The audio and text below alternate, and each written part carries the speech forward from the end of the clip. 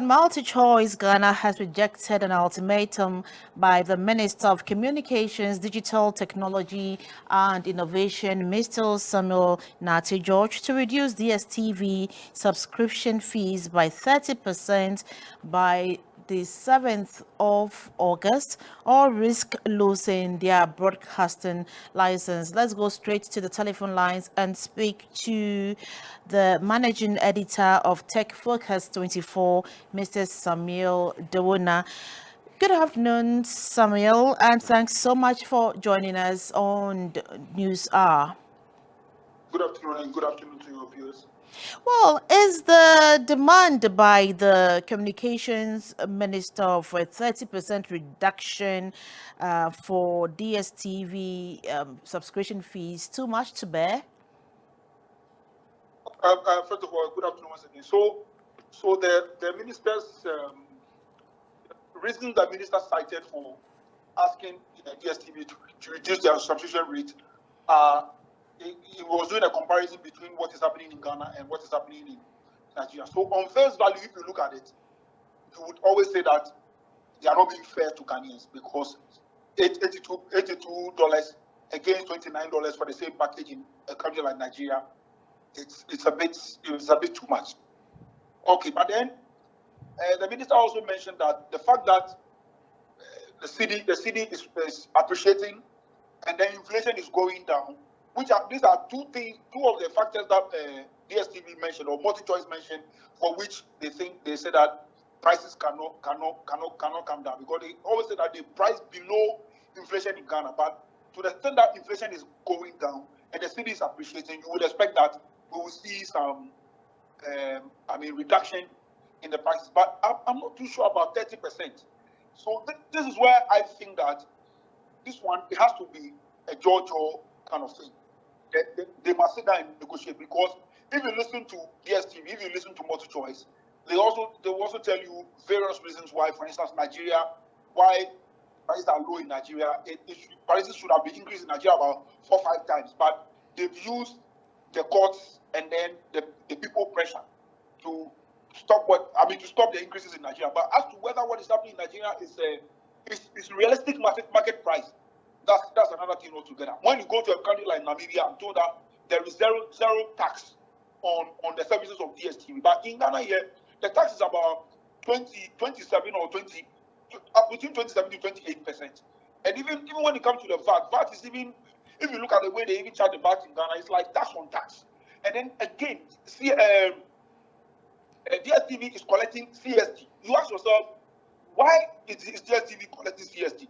No TV or radio station in this country collects CST. But why are they placing that tax on DSTV?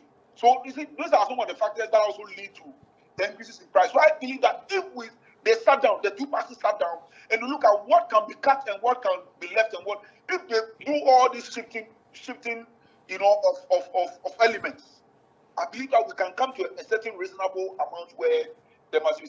Then we can say that this is a reasonable reduction that we can have. So, Sammy, people will also have this take that, I don't know whether you use DSTV, but if you do, normally when they are going to increase subscription fees, they tell you, you receive a message from them, and it's about the depreciation of the cedi. So aren't Ghanaians justified now that we see a level of appreciation for at least a reduction in price? I mean, again, from where I sit as a consumer advocate, yes. So long as the numbers are going down on one side, you expect the numbers to also go down one side. When the numbers are going down, so it's like the balancing act. But I'm saying that DSTV cannot always put in the message, maybe a text message to you, that we are pricing under inflation already. So if inflation was 54% and inflation reduces to, let's say, so maybe by 5%, so maybe 49%, they are telling you that already they are pricing under inflation. So what you would expect that maybe their next price increase schedule, they can say that because of the reduction in the appreciation of the cedi, i.e. the reduction of the dollar, then we won't increase. But if you say that they should cut it down, they are telling you that already we are pricing under inflation. We are pricing below inflation. You understand? So that's why I say that with the party, two parties need to really sit down and understand from each side before we can come to a certain real conclusion. Because if you don't take you are private business. If we're using a political pressure to say that cut it or lose your license, I don't think that is I honestly don't think that is the way to go. But I always stand with the minister in seeking to get Ghanaians the best prices. That one as a Ghanaian, I always stand with the minister. But I'm saying that is the route the minister is taking, is this route the correct route?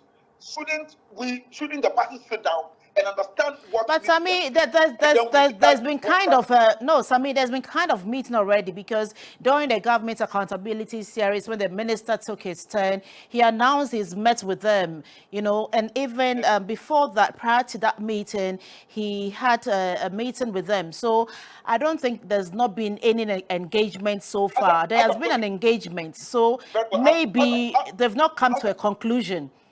Very well. So, but as I'm talking to you now, I am aware that there's a meeting going on between the ministry and then the board of directors of